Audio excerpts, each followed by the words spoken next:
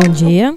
É uma alegria receber vocês aqui, né, na Igrejinha da Pampulha, o Santuário de São Francisco de Assis, né, esse ícone da arquitetura moderna brasileira, para essa mesa redonda, nessa conversa sobre o artista Paulo Werneck, que é um muralista, ilustrador, né, e pioneiro no mosaico, na arte do mosaico no Brasil.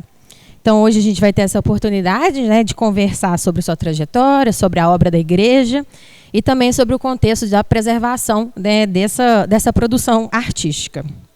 O Paulo ele foi esse nome da arte mural, né, com essa linguagem abstrata na sua arte, integrando sempre a arte e a arquitetura, e ele colaborou com diversos arquitetos modernistas, né, especialmente o Niemeyer, que é quem projetou aqui a igrejinha.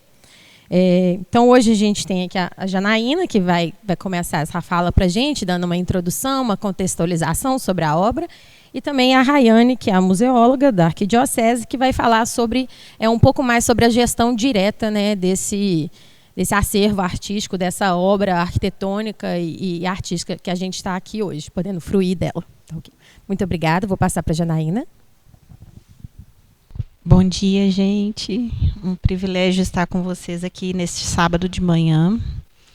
E a gente combinou, nós três combinamos, que vai ser um bate-papo, né? Não uma palestra fechada, nada disso, porque a gente entende que vai ser muito mais agradável se a gente conseguir trocar, né, experiências, se a gente conseguir trocar olhares, conhecimentos sobre esse espaço, sobre a Pampulha também, obviamente, no geral.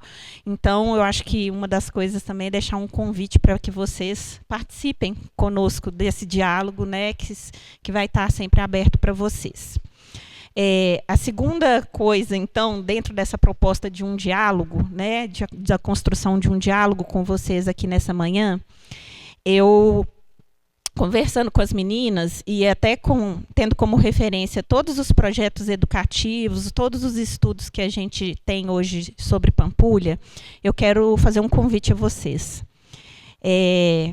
A Pampulha, ela foi concebida dentro do que hoje a gente conhece como obra de arte total.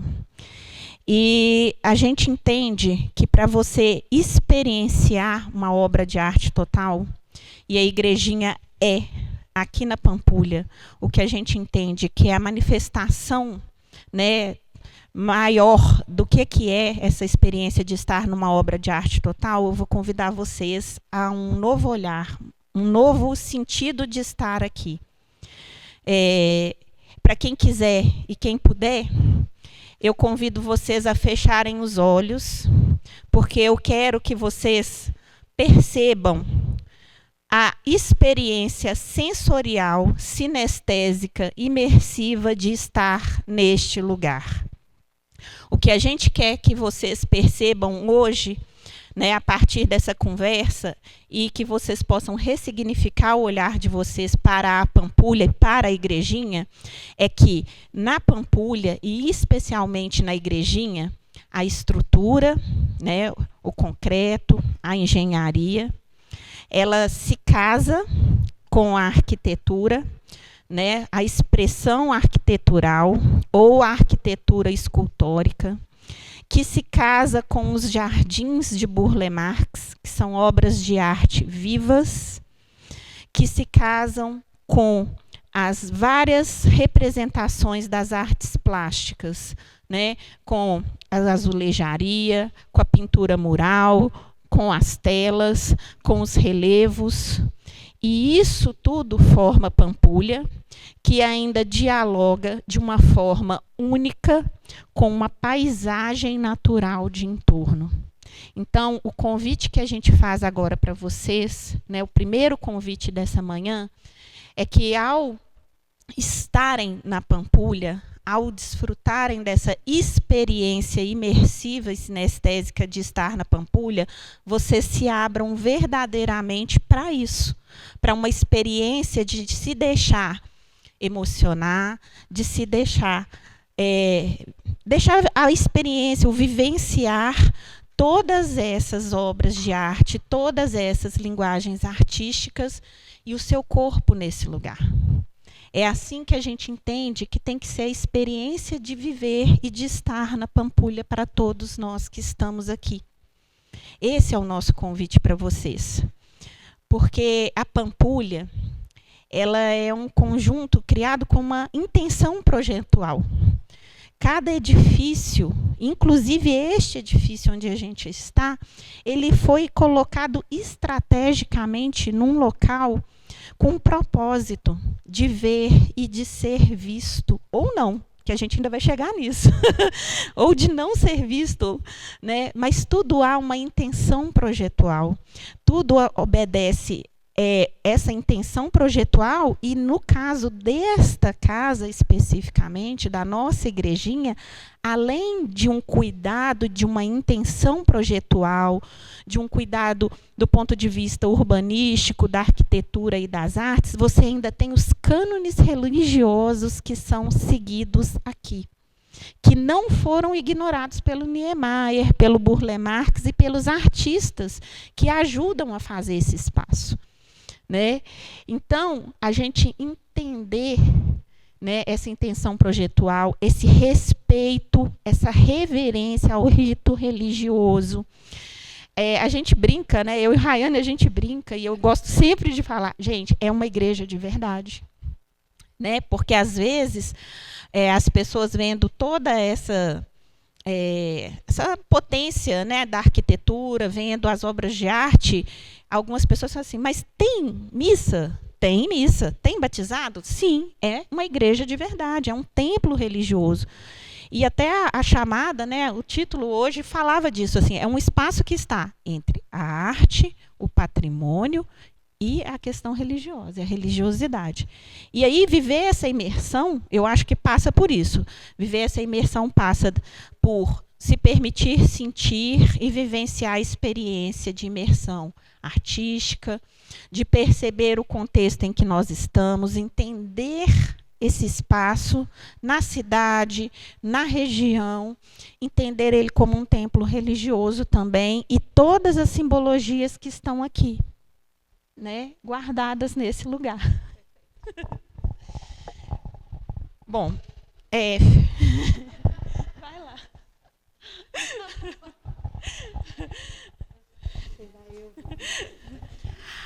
Então, vamos lá, né? Primeiro, queria agradecer a presença de todos, agradecer o convite e, em especial, também agradecer a indicação da Janaína para estar aqui nessa mesa, nesse bate-papo. Eu acredito que, inclusive, a minha participação e essa indicação vem muito das trocas não oficiais e das oficiais que a gente tem, lidando com o patrimônio que é o patrimônio Pampulha, né? Assim, é um mundo de complexidades, e dentro desse mundo, né, dentre esse mundo, a gente tem uma complexidade que eu chamo de pérola, né, dos equipamentos, que é a igrejinha, assim. Então, uma vez a gente estava conversando e a Janaína falou assim, toda vez que eu vou falar sobre a igrejinha da Pampulha, eu falo muito que tem as informações oficiais e as oficiosas. Né? E realmente é isso que permeia o histórico desse lugar. E eu gosto muito, muito, muito quando, né, nas falas da própria Janaína, ela fala, gente, é uma igreja de verdade. Sim, é uma igreja de verdade. E, para além disso, numa concepção religiosa, né, pastoral, é um santuário. E como isso lida, né, como que a gente lida com isso, como que essas coisas acontecem, e as camadas de apropriação social que envolve, né, a percepção e a apropriação patrimonial e cultural do lugar, e as camadas pastorais, enquanto a gente está aqui pensando em celebração de casamentos, missas, batizados, ritos católicos, se dão no mesmo espaço que tem um bate-papo de cultura, um bate-papo de educação patrimonial, e fontes inesgotáveis, né, de atuação e de apropriação desse espaço.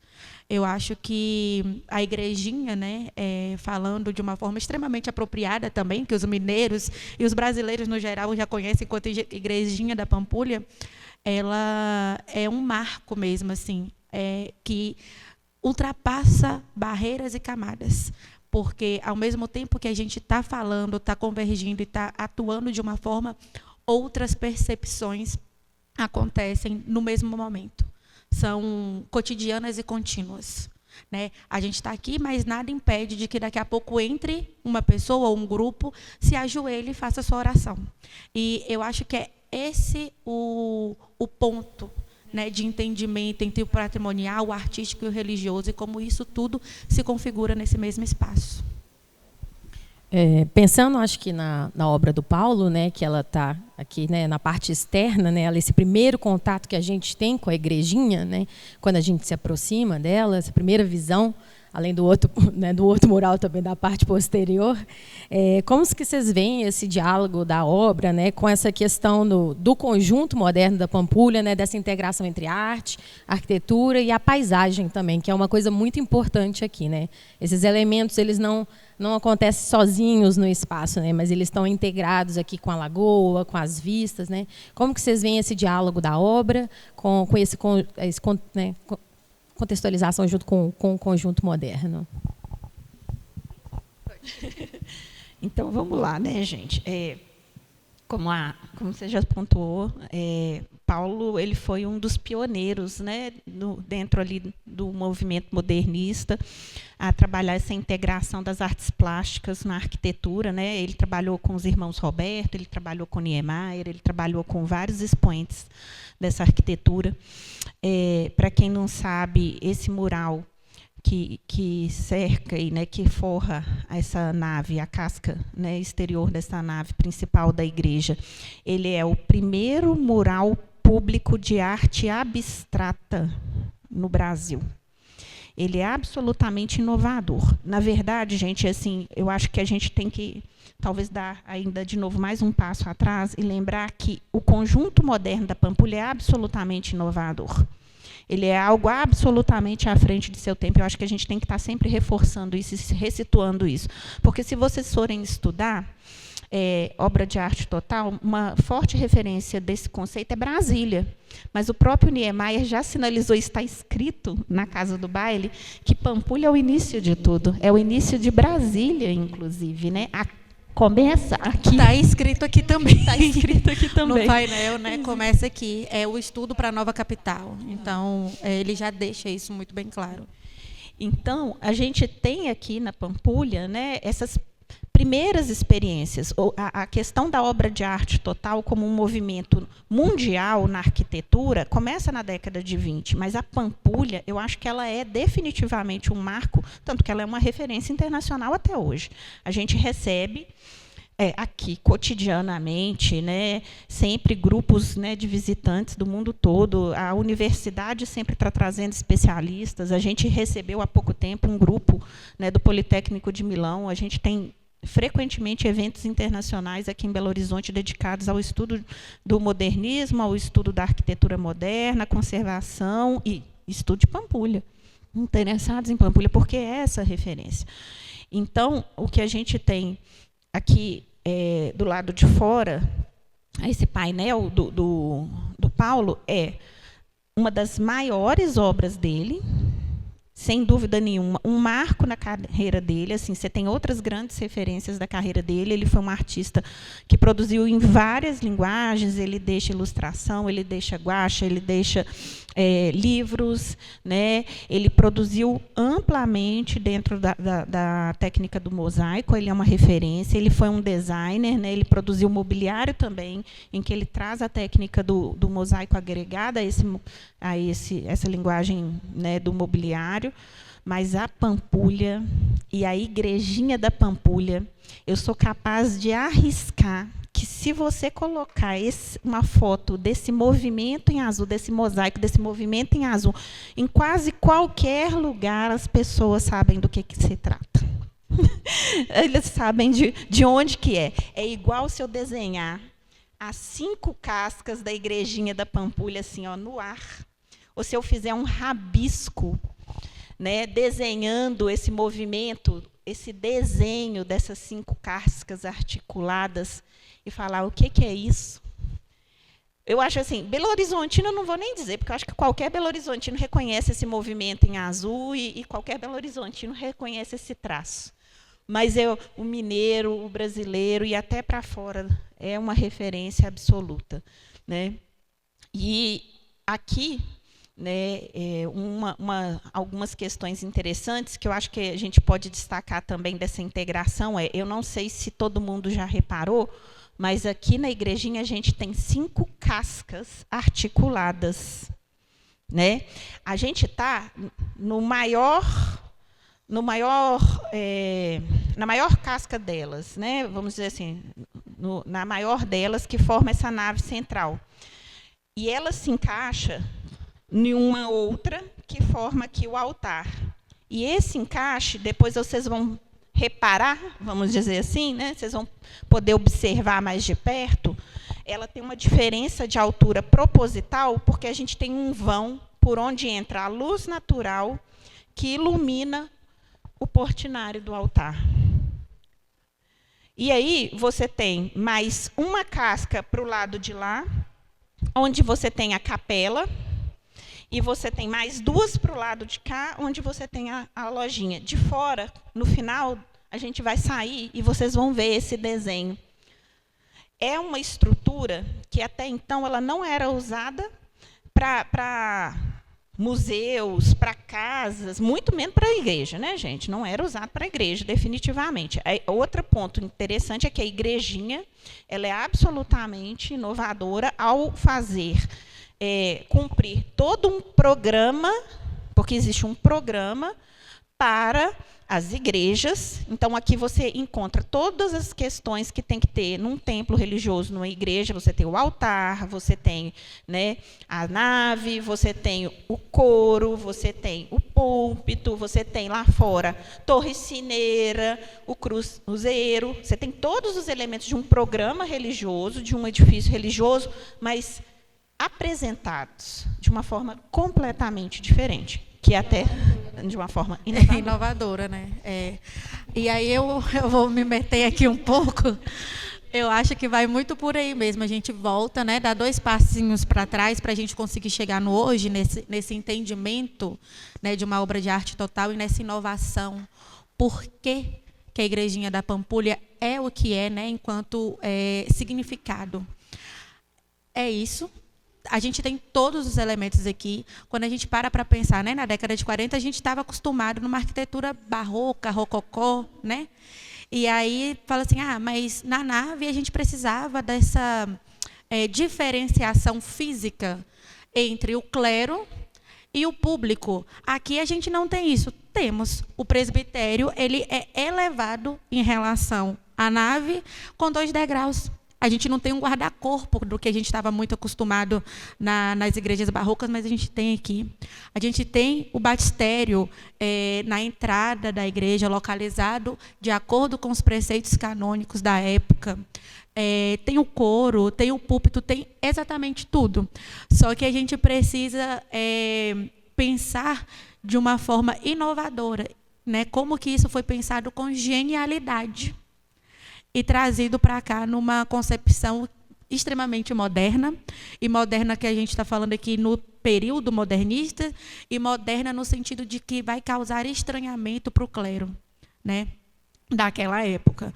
E aí hoje, assim, pegando, aí agora a gente dá já 3 passos à frente, hoje a gente já entende que essa concepção de espaço sacro, né, dado num templo católico, ele foi tão sacralizado, ele é tão utilizado enquanto igreja de verdade, que recebe o título, né, tem uma elevação a santuário. E isso, né, se a gente for entrar, eu acho que isso é pauta para horas e horas e horas de conversa. A gente está falando de uma máxima de atuação católica. Estamos em um espaço sacralizado por sua religião, mas estamos em um espaço sacralizado enquanto clero, enquanto eclesiasticamente falando, né? Canonicamente falando, é santuário. Deixou de ser uma capela, deixou de ser uma igreja e passou a ser um santuário, um local sacralizado 24 horas por dia. Né? Então, é realmente uma igreja de verdade. Depois de idas e vindas, a gente está aqui em um espaço que converge. Eu acho que E até assim, além de marcar todo esse programa, os próprios elementos artísticos aqui fazem referência à história da Igreja Católica e reverenciam essa história, né? E os elementos, eles estão aqui e às vezes a gente não percebe, né? Mas hoje, por exemplo, a gente já pode apontar aqui para vocês os peixes e os pássaros, que são fortes símbolos dentro da religião católica, eles estão aqui representados, né? O próprio São Francisco, né? E depois a gente vai falar um pouco sobre essa tela e as polêmicas que cercam ela, né? Mas assim, é um santo, e é um santo muito próximo das pessoas, né? Ele é aquele santo que a gente tem aquela devoção de uma relação quase de intimidade, né? Eu me arrisco a dizer que ele é um dos santos que a gente cria intimidade com ele, né? As representações aqui, né? Elas não são, como eu vou dizer, aquela representação artística que afasta, né? Elas são aquelas representações artísticas que acolhem, que aproximam. Do cotidiano, né? Da vivência das pessoas, da nossa brasilidade, do que caracteriza a gente como brasileiros, mineiros. E até mesmo em proximidade física. Eu gosto muito, quando eu estou fazendo mediação nesse espaço, eu gosto muito de falar, né, e de provocar que temos Portinari, Sesquiate ao alcance das mãos. Né? Não é só no alcance visual, é ao alcance das mãos. A proximidade é física também, né? E isso tudo é intencional, gente, né? A gente sabe disso, isso tudo é intencional, isso tudo é muito artístico e muito poético. E é nosso, né? Assim, é patrimônio da humanidade, mas é nosso, está aqui. É patrimônio da comunidade antes de ser patrimônio da humanidade, gente. E assim, como eu tive o privilégio de acompanhar todo o processo para inscrição do conjunto na lista do Patrimônio Mundial, a gente sabe e a gente sempre soube, sempre teve essa referência de patrimônio da comunidade antes de ser patrimônio da humanidade. E isso, inclusive, hoje é um dos pré-requisitos da própria Unesco, para poder inscrever esses sítios, esses edifícios nas listas do patrimônio mundial, né? Isso tem que ter referência, tem que ter significado, tem que ter apropriação e fruição da comunidade, né? A comunidade é que ancora, além dos critérios técnicos, né, esses processos de inscrição. Aqui na Pampulha, a gente já tem aí algumas conversas, né, nesses processos de imersão que a gente vem tentando fazer ao longo dos anos, de apropriação, de reapresentação, algumas histórias que a gente está colecionando, né? Porque o que eu proponho a vocês de se apropriar, de sentir e de vivenciar, cada vez que a gente vem, a gente soma uma história, a gente aprende mais. Por isso que a gente está sempre propondo trocas e que vocês dialoguem com a gente. Eu vou trazer uma história, por exemplo, para vocês agora. Primeira versão dos jardins de Burle Marx para a igrejinha são jardins de rosas.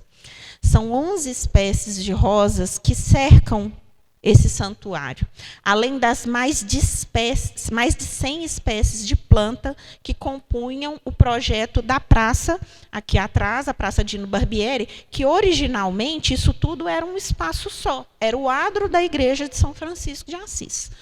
E aí, por que de rosas? Uma homenagem aos santos, uma referência a essa religiosidade e esse sentimento, né? E aí, num desses momentos que a gente teve aqui, uma pessoa que estava conosco trouxe um relato de que a cidade de Assis cheirava a rosas, que ela tinha essa referência afetiva de que a cidade de Assis cheirava a rosas. Olha que interessante.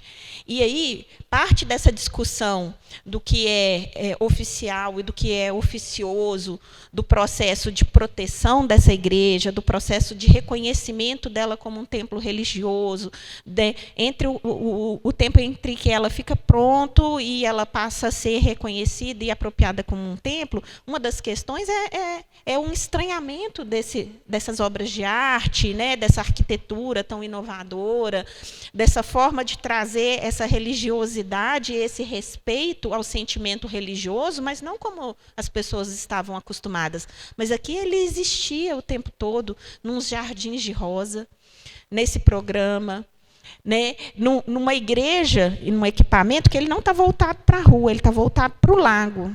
Por quê? Porque o templo religioso ele tem que estar voltado, a porta da igreja tem que estar voltada para o sol nascente. Isso é uma das normas canônicas, né? Na intenção projetual aqui da Pampulha, a gente tem o vis-a-vis, o ver e o ser visto. E além de um diálogo, vamos dizer assim, arquitetônico, né, de acabamentos, né, todos os edifícios do conjunto, se vocês forem reparar, eles têm a sua singularidade, eles são únicos e especiais, cada um deles, isoladamente, mas eles são feitos para dialogar em termos de materiais, né? O próprio azulejo da Pampulha, que é Paulo Werneck, que a gente vai falar, é sem ser, mas a gente vai falar disso. Eles têm esses diálogos de materiais e tem o ver e o ser visto, a comunicação visual entre eles. Só que aqui na Pampulha, a igrejinha, se vocês forem reparar, não vê o Museu de Arte da Pampulha. Não vê a Casa do Baile. Por quê? Porque o sagrado não vê o profano e vice-versa.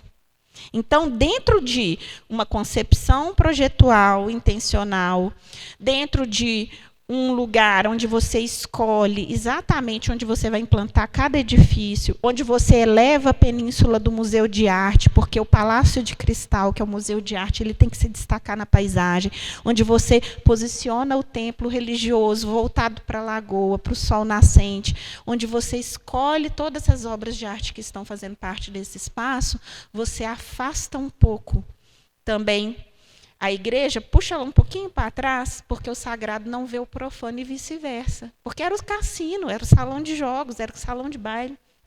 Então, você protege também esse sentimento religioso. Você reverencia esse sentimento religioso e protege ele. Eu achei perfeito, eu acho que casa muito com essa ideia, essa sensação mesmo. E aí, puxando um pouquinho mais aqui para essa questão da religiosidade, né, a gente tem, claro, esse estranhamento inicial, e aí a gente não pode simplesmente pensar com todo o conhecimento, a ideia e todas as questões cotidianas, a gente não pode, né, ser anacrônico nesse tanto, mas a gente precisa entender também a cabeça um pouco mais fechada da época em que a igreja foi construída, foi consolidada e foi entregue. E aí, pegando também um ganchozinho que a Janaína pega e fala assim, os museus não foram pensados assim, não foram construídos assim, e uma das falas, né, de que ficou extremamente famosa e conhecida na época, né, do arcebispo Dom Cabral, ele fala, então, por que não vira um museu de arte?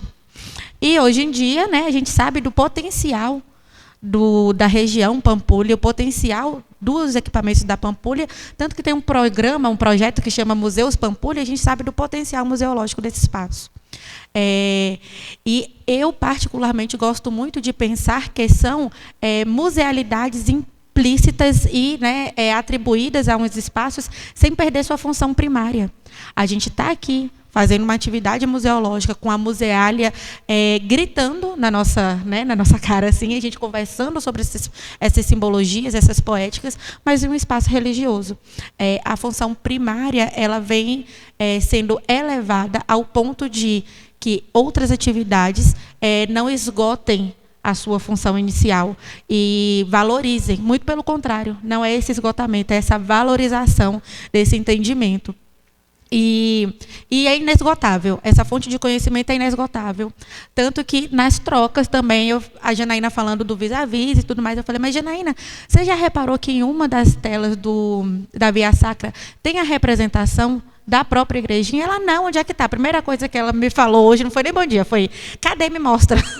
E aí eu convido vocês também a olharem com mais detalhes, principalmente essa primeira aqui, do lado de cá, a gente tem a representação do próprio santuário, da própria igrejinha na tela. E isso também é intencional.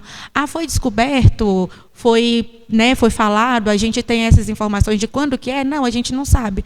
Mas, por exemplo, para mim, tem pouco tempo, para a Janaína, a gente conversou hoje, e aí eu convido vocês a olharem com mais detalhes, porque é uma fonte de recursos inesgotável de aprendizado. Assim, toda vez que a gente volta, a gente aprende alguma coisa. Eu acho que trazendo um pouco da nossa conversa, então, para o presente, né? Acho que a gente pode entrar, acho que um pouco na discussão sobre como que é a gestão desse espaço, né?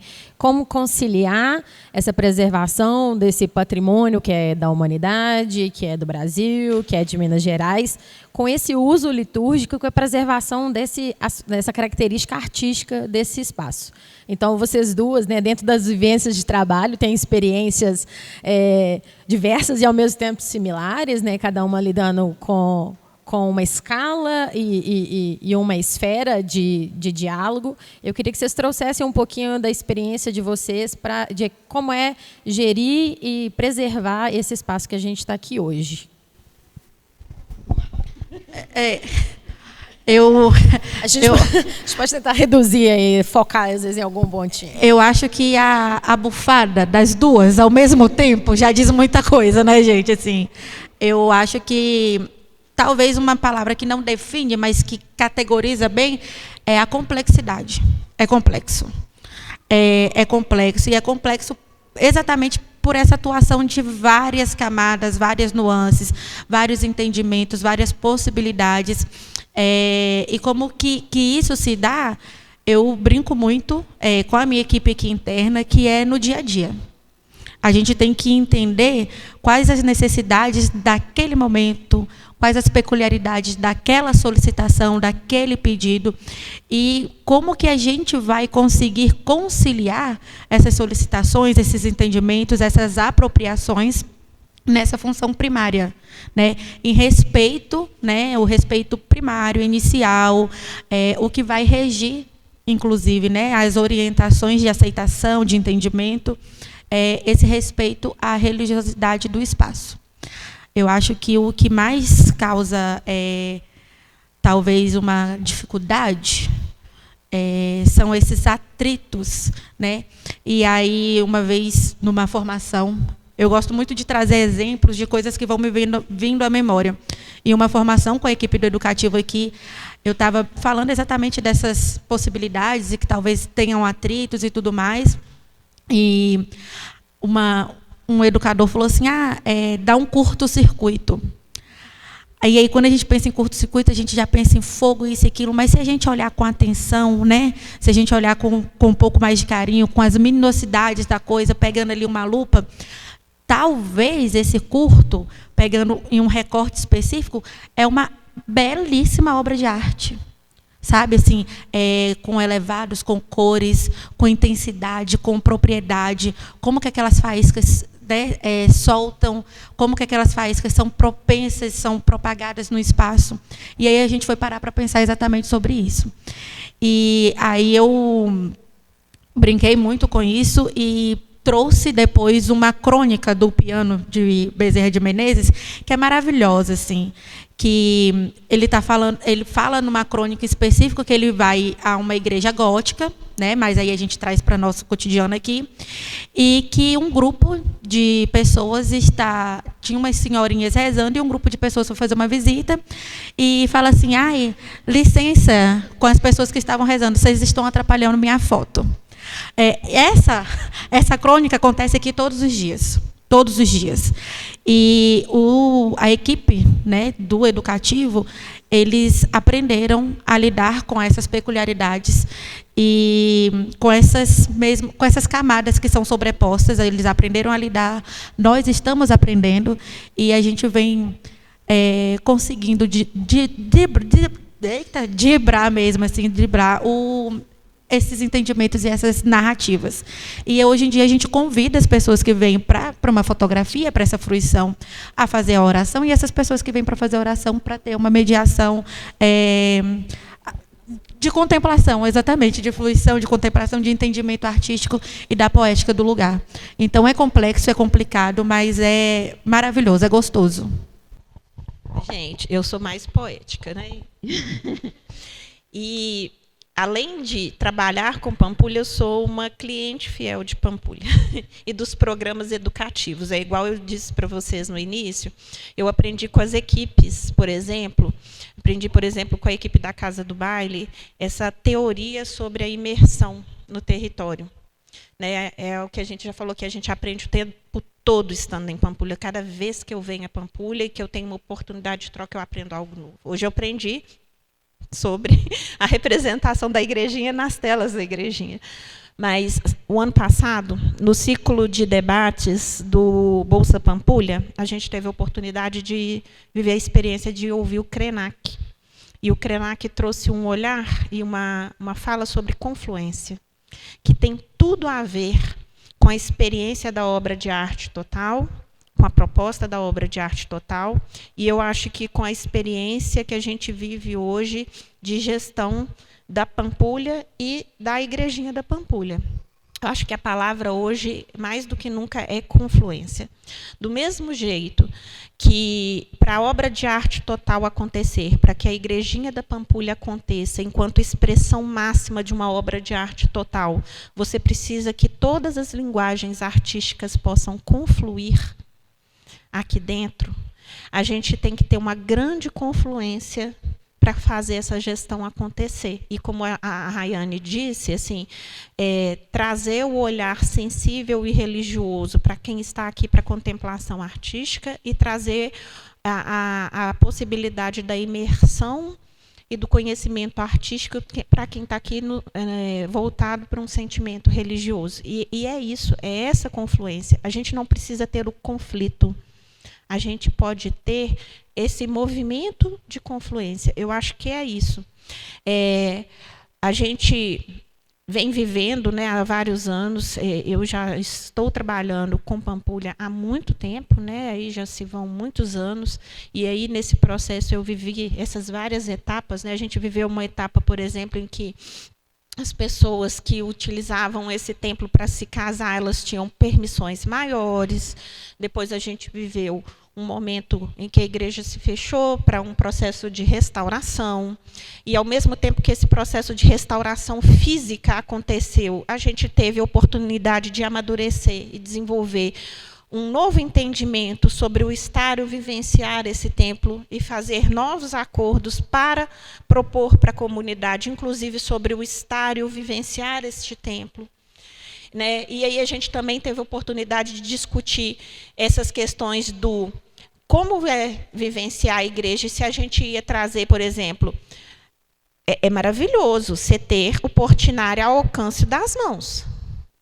Mas é um problema. Mas é também um problema. É um problema. Para a gestão é uma questão. E aí, nós, durante o processo de restauração, discutimos sistemas de segurança e discutimos também possíveis intervenções aqui que poderiam modificar a experiência de estar na igrejinha e talvez aumentar a longevidade dessas obras de arte. Por exemplo, e já me perguntaram por que não tem um vidro ou um acetato. Climatização artificial. Por que não tem ar-condicionado aqui? Por que é assim?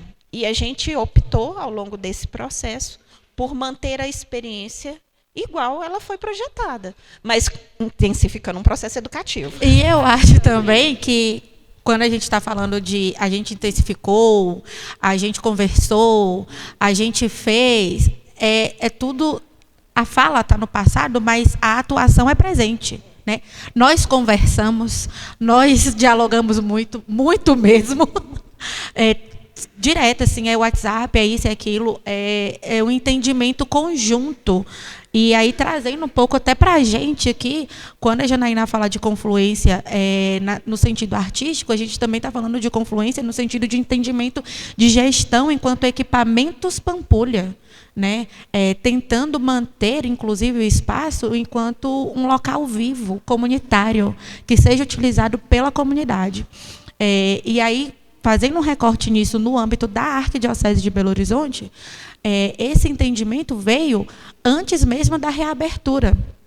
estava uma movimentação social, né, num cenário de Belo Horizonte muito grande, com a reabertura da Igrejinha da Pampulha, Igrejinha da Pampulha, Igrejinha da Pampulha vai ser reaberta, já tiraram os tapumes, está fazendo isso, movimentação, nananã.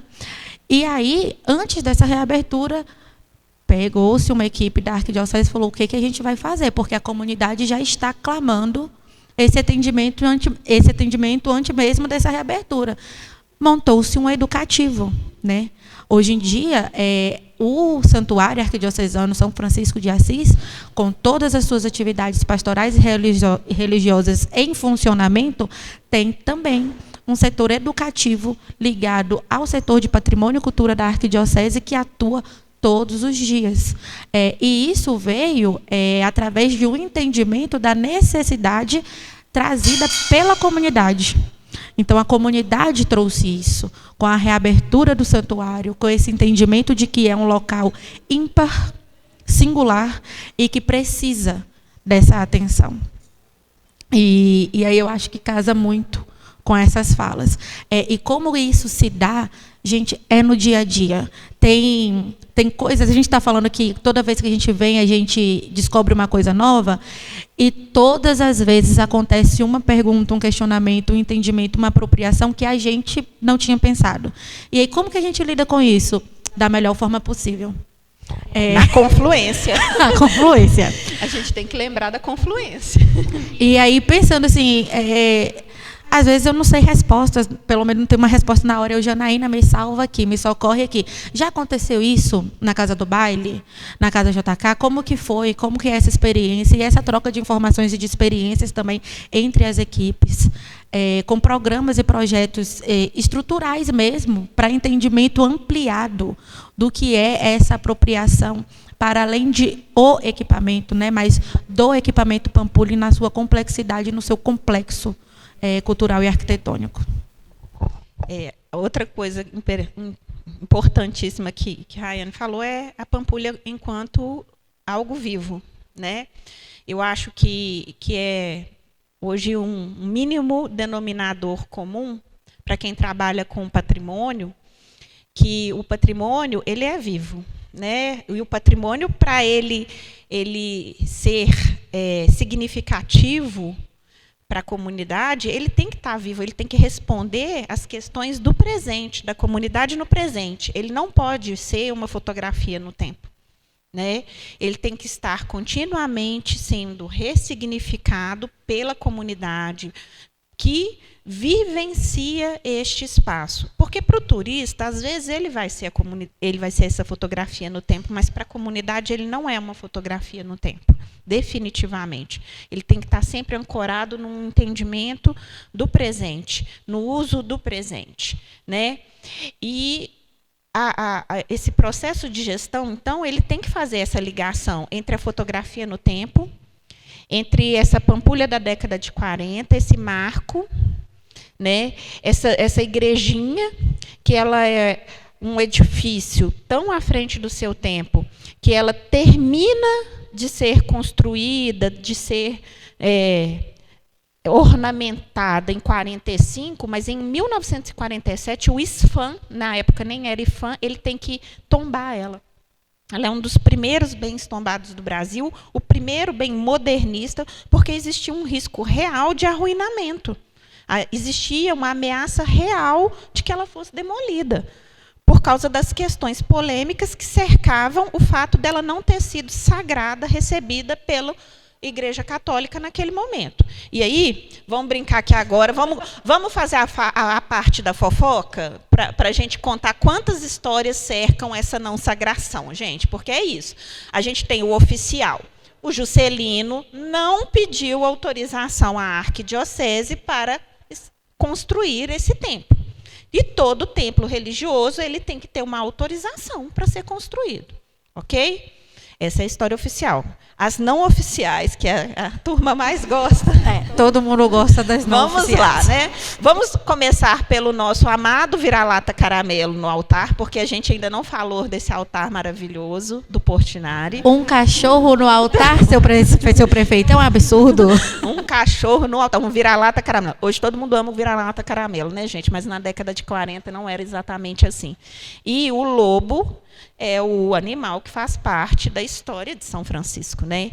Então, hoje a gente consegue ler esse altar e este São Francisco de Portinari, um São Francisco que nos remete a um homem brasileiro com feições mais brasileiras, muito mais próximos de nós do que aquele São Francisco europeu, né? Um São Francisco talvez famélico ou em processo de ascensão espiritual, deixando a carne, né, e desencarnando, porque tem essa leitura sobre este São Francisco, e o seu simples vira-lata, e isso tudo que aproxima, como a gente falou, a história de São Francisco, que já é esse santo, que a gente já tem essa relação pessoal com ele, tão particular, de um brasileiro, do brasileiro pobre, do brasileiro simples, né?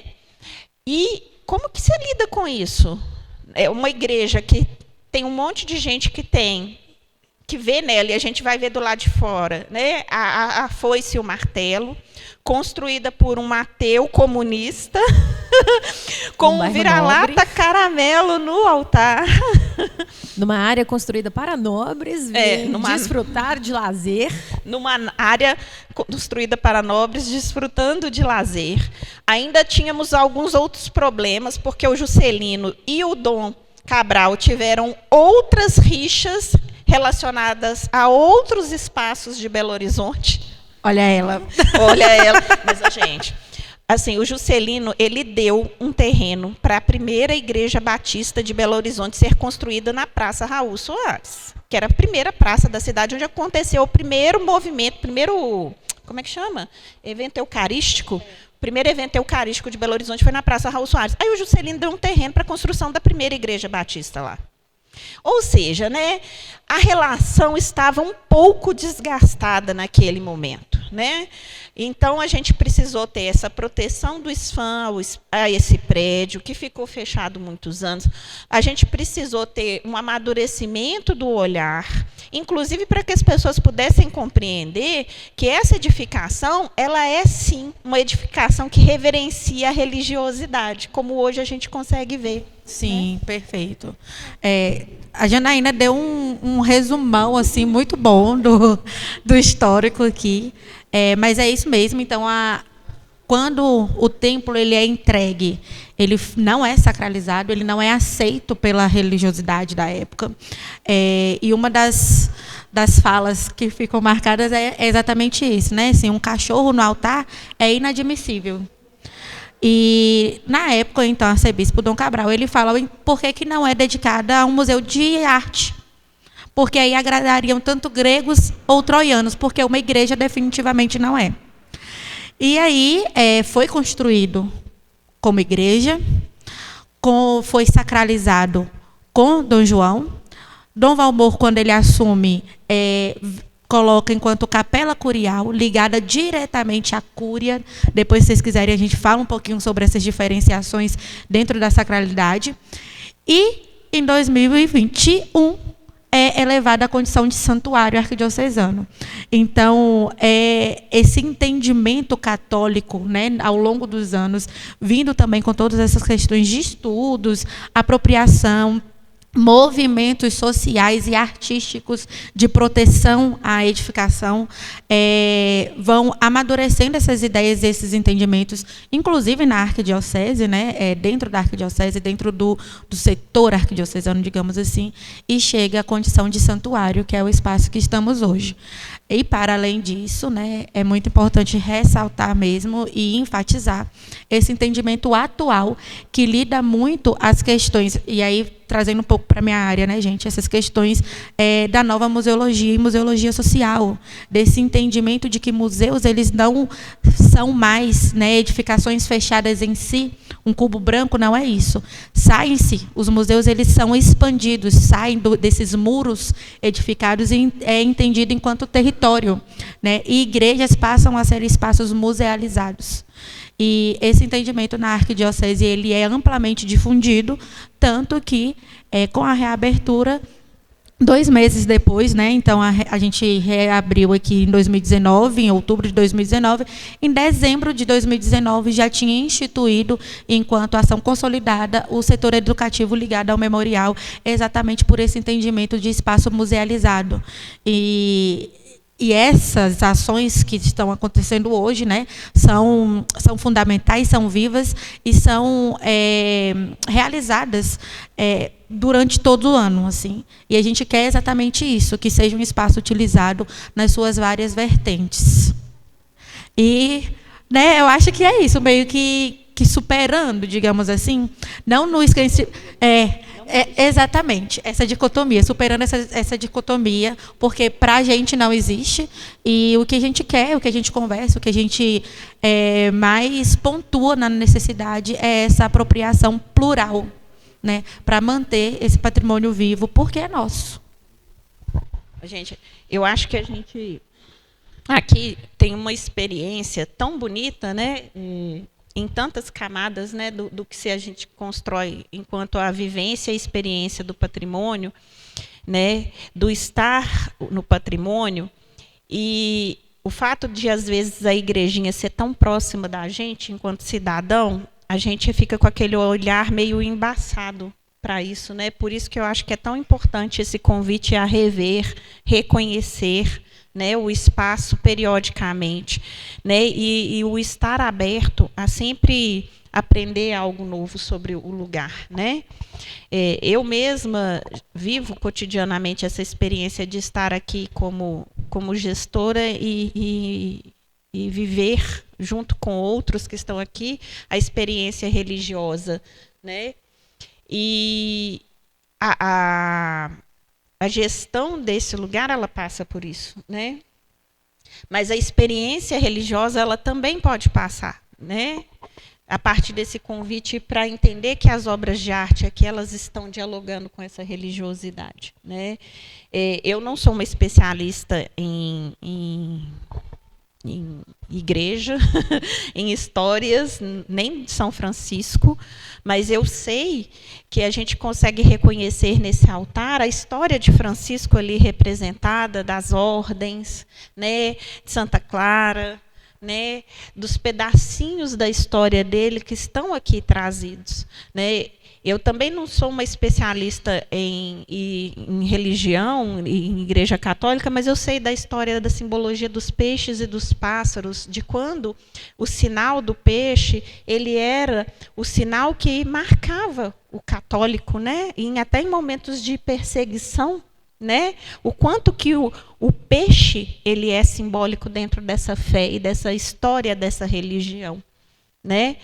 E do ponto de vista artístico, o que eu posso dizer para vocês, por exemplo, é que ao estudar cada azulejo desse, mapear cada azulejo desse, a gente descobriu que existe uma, vamos dizer assim, uma forma para os peixes e para os pássaros, mas que cada um deles é único. Não há nenhum peixe e nenhum pássaro igual a outro aqui, né? Então, olha como a arte ela é especial nesse sentido e ela singulariza também isso aqui, né? E o São Francisco, que aí no painel posterior, né, o famoso painel posterior da igrejinha, ele vem acompanhado do lobo, ele é trazido de tantas formas ali, tão singelas, né, nessa representação, né, de tantas formas ali. Aqui ele está com o vira-lata, né, ele está com um cão próximo, né, de quem está aqui fazendo a sua oração, e lá fora ele está com o seu lobo, né? Aqui Adão e Eva, a gente não falou ainda, né, do bronze, do Sesquiate, né, a história, né, o início dessa história, dessa representação aqui, trazida nos bronzes que a gente tem aqui atrás, né, essa representação do pecado original, os anjos, né, nos coros, o local da confissão, né, onde os pecados são perdoados, né, toda essa simbologia tão importante aqui trazida. E aí eu vou destacar de novo o movimento da nave central, e aí eu vou trazer o forro, que ele também cria como se fosse um prisma que destaca o altar, né? De novo, a arte trazendo essa referência e destacando o sentimento, o espaço religioso, né? A luz, o desenho, tudo isso trazendo, né? O altar como algo aqui simbólico. Sagrado, né? O Um espaço sagrado, né? Diferenciado do espaço, né? Do fiel, né? Que está aqui do lado de cá. Eu acho que cabe aqui um parêntese muito bom para pegar esse entendimento do uso do espaço atual e essas confluências. A gente fez uma visita técnica, inclusive, para ver como que seria esse projeto aqui, como que se daria. E, dentre das possibilidades do que pode e do que não pode, né, digamos assim, a única coisa que a gente falou e que a gente conversou foi, olha, existe a sacralização do presbitério. Então, né, as cadeiras, as pessoas, né, nós estaríamos aqui na nave, junto com todos, exatamente respeitando o espaço sacralizado, que é sagrado, para a atuação primária do templo, né, da edificação enquanto igreja. E trazendo ainda também um pouquinho daquela ideia de que tipo, as possibilidades elas são inesgotáveis. A Janaína fala, né, sobre a história de São Francisco retratada aqui no painel. E aí eu trago uma outra questão, né? O último Laudato Si, lançada pelo Papa Francisco, saudoso Papa Francisco, fala muito sobre as questões da casa comum e da ecologia integral, que lida muito, né, que é uma proposta que a gente está estudando e como vai trazer isso, como que a ecologia integral, a economia de Francisco e Clara lida com essas questões da criatividade, da economia e a criatividade ativa hoje em dia, né, do terceiro setor, como que a gente vai fazer isso no âmbito de patrimônio, explorando a potencialidade da Pampulha dessa região. E isso casa muito, quando a gente pega Laudato Si, é extremamente atual, né, com a economia de Francisco e Clara e a economia criativa. Então, é muito cotidiano, é muito atual, é muito necessário. E aí a gente para pensar que a obra é da década de 40, mas que está aqui, está com a gente, segue, né, todas as atividades e as potencialidades e as necessidades do tempo presente. Bom, eu acho que a gente pode abrir esse bloco final aqui, né? Nós já estamos chegando no final da nossa hora, e abrir a comunidade, né? Já que a gente está falando da importância de envolver a comunidade na preservação de um lugar patrimonial, né? A fazer suas perguntas, se tiver alguma curiosidade, aproveitar aqui a presença das duas. Quiser perguntar alguma coisa sobre o templo, sobre a construção, ou essa proteção. Francisco é filho de rico. E quando ele se envolve com as pessoas que têm lepra em Assis, a beleza de mostrar quando ele desce da riqueza para se tornar pobre junto com essas pessoas. E a gente acredita nos cravos, mas a gente também entende que era uma marca dessa lepra. Eu acho que pintada e construída por um comunista não tem fé mais linda do que o desenho disso aqui. E como que, ao mesmo tempo, a estupidez de uma igreja conservadora... Que legal você rir, moça, que massa. Se existe como que é o registro do fechamento de uma igreja que joga na cara da gente.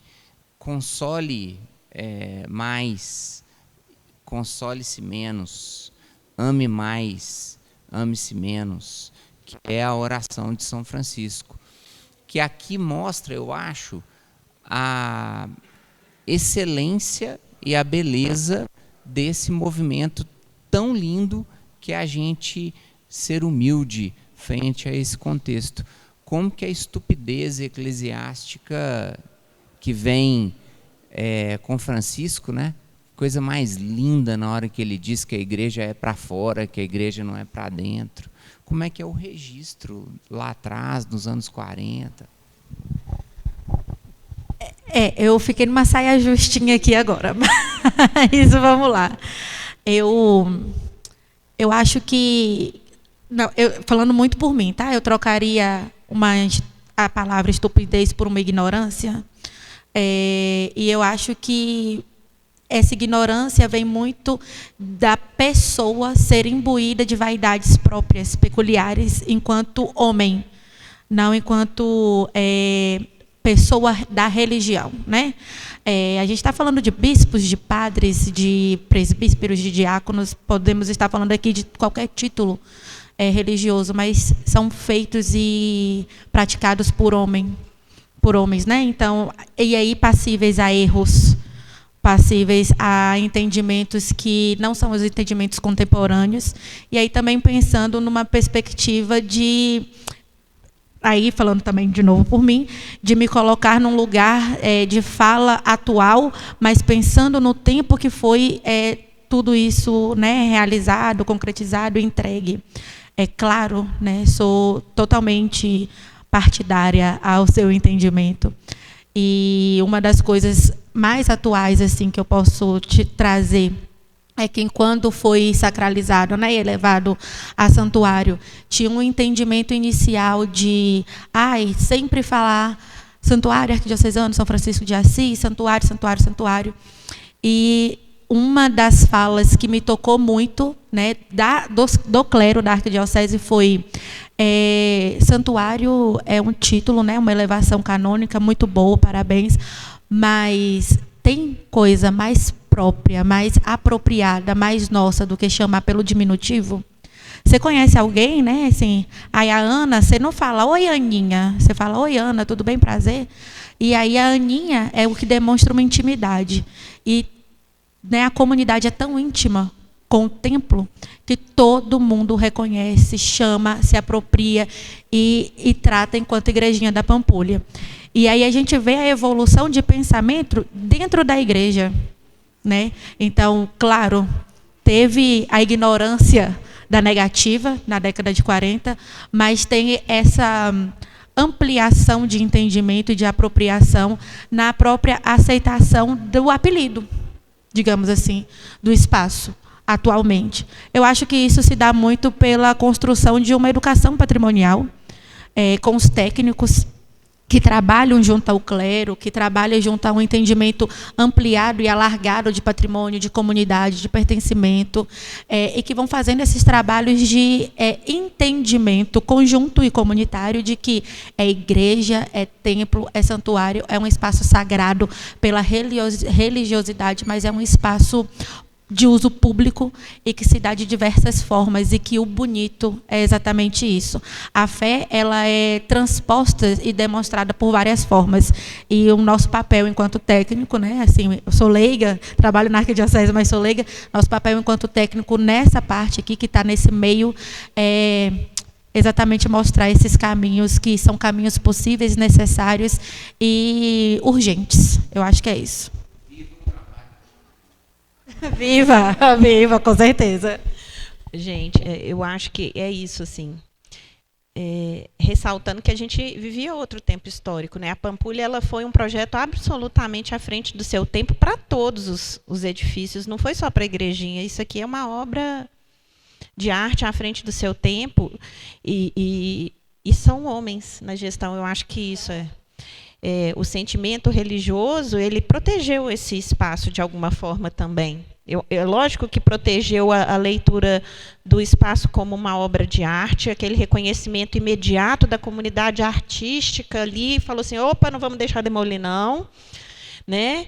Óbvio, houve um reconhecimento da obra de arte, mas eu tenho certeza que o sentimento religioso, ele protegeu esse espaço e protege esse espaço cotidianamente. Eu sou uma das que, assim, sinto muito Rayane, ela já sabe disso. Eu até escrevo santuário arquidiocesano, quando preciso. Eu lembro a Ascom, Eu lembro, pessoal, que a gente tem um nome oficial e que a arquidiocese pede que sempre que possível a gente use ele, mas todo mundo chama de igrejinha. E esse sentimento Mas eu acho que é isso, sabe? A gente quer que continue chamando de igrejinha, né?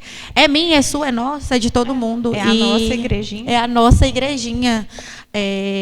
Mas para que tenha esse entendimento também de que é um local tão sagrado hoje, que é santuário, mas é um local tão íntimo, tão nosso, que é a nossa igrejinha. E esse trabalho técnico que a gente vem desenvolvendo, né, é exatamente para essa sensibilização do espaço enquanto um espaço público, um espaço nosso, e que é necessário, urgente. Eu acho que só para complementar a fala das minhas colegas, já falaram tão bem, eu acho que a gente precisa lembrar também que o contexto da arquitetura moderna, da arte moderna, é um contexto de ruptura muito grande do que se produzia. Então, a gente tinha uma Belo Horizonte eclética, uma Belo Horizonte que vinha com uma linguagem de imigrantes, que vinha como uma reprodução do que esses imigrantes traziam dos seus países, principalmente italianos, né? Então, a gente tinha, inclusive, uma visão muito aliada à igreja ali de construção de espaços sacros, né? Nessa linguagem tradicional do que a gente pensa de um templo católico, né? Então, quando você chega com essa forma, uma forma curva, uma forma fluida, né? É uma ruptura muito grande, né, para esses homens que estão ali da fé aceitarem, né? Então, tanto é que tem esse reconhecimento primeiro como artístico, né, desse movimento artístico que estava ali dentro dos órgãos de patrimônio, de reconhecer isso aqui como uma obra de arte inicialmente, né, dentro da sua concepção, ela tem né, você tem essa a questão do religioso, mas ele só é aceito depois, porque períodos de ruptura são de ruptura de pensamento e isso ser materializado é uma coisa complicada de explicar para o outro que o novo também pode ser bom, né? Que aquilo também está relacionado ao que ele está acostumado, né? Então, o novo é sempre difícil de ser aceito. E demanda tempo, né? Demanda tempo. Né? Quando a gente trabalha, acho que em patrimônio, às vezes nós estamos lá, às vezes, na academia, nas partes teóricas, fazendo discussões. Essa discussão que a gente está vendo aqui, acho que é tão cotidiana e tão comum de entender que a comunidade precisa estar envolvida, é uma coisa que vem sendo trabalhada desde a década de 70.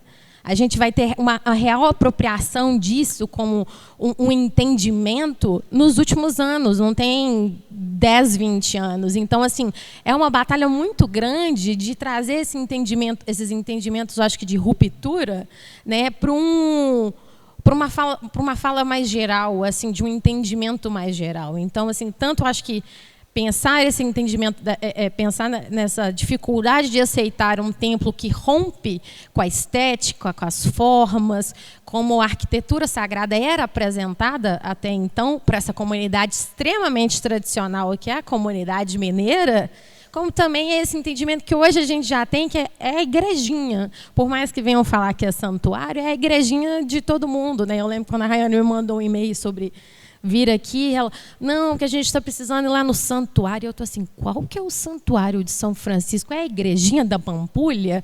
Porque é isso, né? A nossa apropriação desse espaço como uma forma que se liga à nossa identidade, e esse lugar como Pampulha, parte também até de como a gente denomina isso. Então, é tudo uma evolução nossa como sociedade, de entendimentos, e dessas pessoas... né, de quem está ali e fala assim, olha, o novo pode ser bom também, desse jeito pode ser muito mais legal do que como estava acontecendo antes. Eu acho que mais uma pessoa tinha levantado. Vamos abrir mais 2 falas só, porque por causa do nosso tempinho aqui. Peraí, foi primeiro? Então, vou lavar lá atrás primeiro. Bom dia. É uma questão de arte. Por que o externo é azul e o altar terracota? Boa pergunta. Eu não vi nenhuma teoria sobre isso hoje, mas assim, o Paulo Werneck trabalhou muito os murais em azul e em tons terrosos. Isso a gente tem, né, da obra dele em mosaico. O Portinari, aqui na Pampulha, ele também trabalhou muito a azulejaria em azul. A gente sabe que para a Pampulha, especialmente para a igrejinha, a gente tem fortes referências da azulejaria das igrejas também, e os azulejos portugueses são uma forte referência para a Pampulha. Até eu falei que eu ia falar e não falei. O azulejo Pampulha, aquele daquela flor azul, ele é uma apropriação. O Paulo Werneck recebe uma encomenda do Niemeyer, que vê esse padrão, esse azulejo, numa igreja carioca, e ele quer trazer isso para Pampulha. Então, ele é um Paulo Werneck sem ser um Paulo Werneck original, viu, gente? Mas eu acho que é importante que a gente diga, porque o azulejo azul se tornou realmente uma forte referência para Pampulha. Né? E aí as equipes dos educativos também, nesses processos de imersão e pesquisa dos últimos anos, descobriram que isso era, inclusive, uma peça de catálogo francesa, entendeu? Era comum, né? Foi apropriado no Rio, depois trazido para cá e virou uma marca simbólica. Então, eu acho que tem essa questão do diálogo com a azulejaria, com o barroco, com a azulejaria portuguesa. E aí, talvez, esse uso do azul e do branco aqui tenha um pouco a ver com isso. Mas o Paulo Werneck, ele produziu muito em azul e branco. Eu vou fazer uma especulação, 100% especulação, porque a sua pergunta vai muito de acordo com um projeto que eu desenvolvi para uma igreja e pensando nas materialidades que eu usei lá, que casam um pouco, talvez, para te explicar. Mas não sei se existe alguém que se dedicou a investigar isso. Mas eu diria, talvez, que tenha a ver com a materialidade do terreno e do sagrado. Porque o azul você vai remeter ao céu, a uma espiritualidade, a uma cor mais suave, o branco, né? Que vai trazer mais luz. E talvez aqui a gente está numa parte mais terrena, que é um lugar mais caloroso, mais próximo do humano daqui. Poderia ser essa leitura. Porque se você analisar, talvez, onde o azul se apresenta, então está mais relacionado às vezes a temáticas de religiosidade, né, do sagrado, né, aqui na leitura do Evangelho, na simbologia dos peixes e dos pássaros, ali atrás no confessionário, nessa casca externa desse abrigo, desse espaço sagrado. E quando a gente vem para dentro, que vem trazer essa aproximação, eu acho que de nós, né, dos fiéis, a gente tem esses tons mais terrosos, que é uma coisa mais terrena, realmente, sabe? Então, assim, eu faria, talvez, essa interpretação por causa de uma interpretação que eu já fiz para um entendimento, às vezes, de materialidades de um templo religioso, né? Assim, mas é 100% no nível da especulação, aqui que estamos discutindo, acho que essa categoria. Eu falei mais cedo que todas as vezes que a gente conversa e troca ideia, né, a gente aprende e sempre tem alguma pergunta que nunca foi feita antes, né? Eu compartilho da Janaína, assim, eu nunca li sobre, não é uma pergunta inédita para mim, e achei uma explicação maravilhosa, e inclusive só pegando um gancho assim para completar o meu entendimento sobre a sua explicação, é que quando você falou assim, o tons terrosos para a questão mais humana e tudo mais, nada mais poético de trazer esses tons terrosos de uma representação humana, colocando São Francisco de Assis no próprio painel do presbitério, para lembrar que o clero também é feito por humanos, né? É composto por pessoas, e aí é a visão central da própria nave, assim, eu achei sensacional. A madeira quente, o marrom, que a gente já falou, cria um ângulo prismático que dirige para um São Francisco humano, que a gente já falou, brasileiro, simples, nordestino, pobre, com um cachorro no altar. Então, tudo isso conflui, talvez, até para essa explicação. Eu acho que é uma questão até de estudar também, não conheço especificamente a questão das vestes, a cor das vestes das ordens, né, de Francisco, que é no marrom também, né? Então trazer às vezes isso aqui para dentro, até para a gente pensar às vezes a diferença que a gente tem do Francisco de dentro para o Francisco de fora. Então o Francisco de fora é de mais fácil aceitação, que é o que a gente está acostumado de pensar ali nessa questão de azulejaria, que já é usada na igreja, né, num templo católico, né, já é mais fácil de aceitar. Aqui dentro a gente já tem um Francisco mais terreno, mais próximo, né, mais humilde. Eu achei sensacional essa leitura, muito boa. Então, por aí.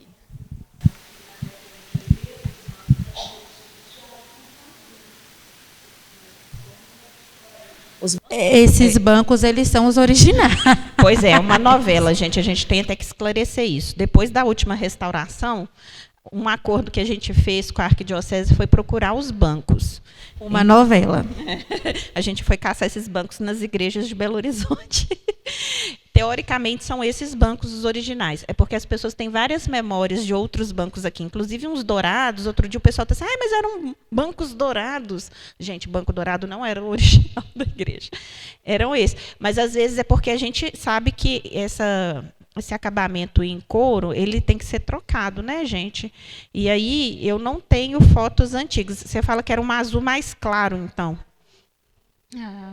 Depois a gente pode procurar depois a gente está procurando, a gente está fazendo um resgate com pessoas que casaram aqui, se você puder deixar seu contato. A gente tem vários projetos de memória acontecendo na Pampulha, gente, porque é isso, né?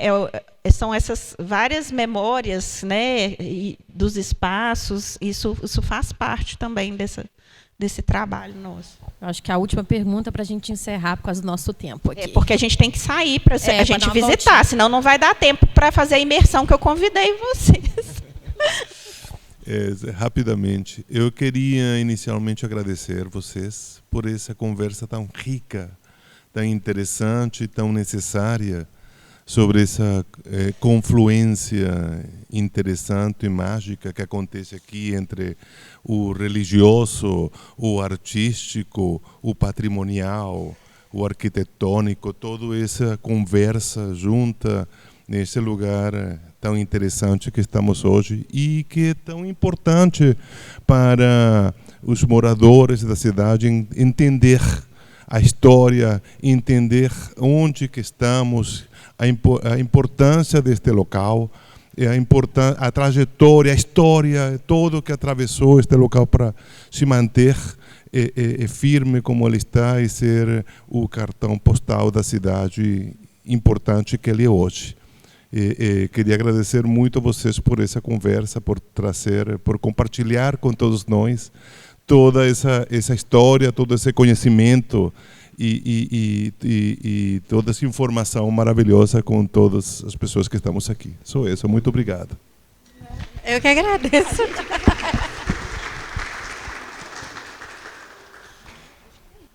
Acho que é isso, né, gente? Queria agradecer aí a presença de vocês, a permanência até agora. A Janaína... A gente vai passear, né, gente? Porque vai dar uma voltinha aqui com a gente. Tá, aí okay? Todo mundo de pé agora, sem microfone, e é um convite para que vocês realmente possam ver o que a gente falou agora, né? Do desenho da nave, das 5 cascas articuladas, do desenho da igreja, que teoricamente também é inspirado nas montanhas de Minas, né? Nos elementos da igreja, da sacralidade aqui representados, né? A gente vai ver também a foice e o martelo, tá, gente? A Rayane já sabe. Eu acho só que eu queria só completar, agradecer a presença de todos e falar para vocês voltarem, né? As portas da igrejinha da Pampulha estão abertas assim para todos e esse espaço é nosso, né? Fica aí um convite. Em nome da Arquidiocese, agradecer o convite para estar aqui também, mas voltem sempre e esse espaço é de todo mundo, é nosso. E muito obrigada. Vamos lá.